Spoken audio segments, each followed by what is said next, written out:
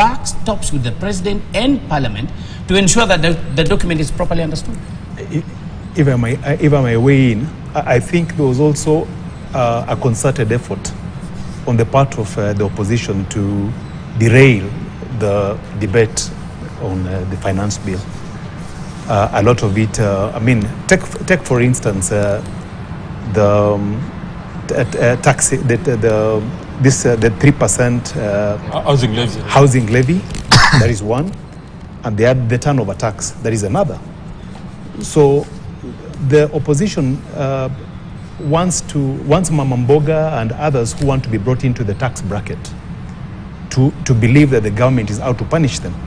Yet, as Nyaribo has rightly pointed out, taxation is the principle of every Kenyan. Every Kenyan ought to pay taxes, all and sundry, without exception. As long as you have an income, it is incumbent upon you to pay tax. So this turnover tax intends to bring in a lot more people into the tax bracket, because face it, we have about 70% or 70 to 80% thereabout of Kenyans who don't pay taxes at all. They're in the informal economy. They don't pay direct taxes.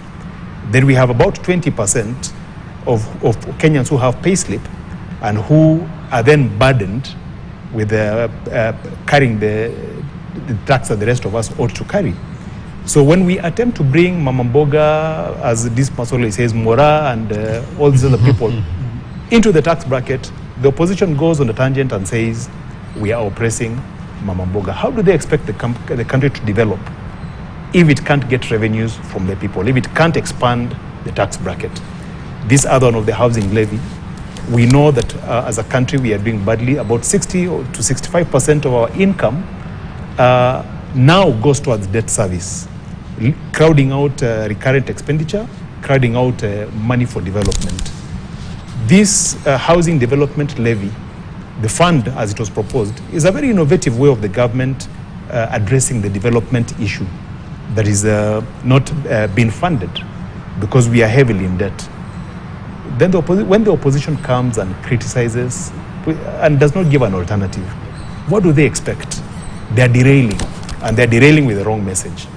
Yeah, so alternatives should be handed over by the opposition. Should be handed over by the opposition, okay. Correct. And Nyaribo, kindly clarify for us, because we expect the courts to be a little bit busy in this coming weeks.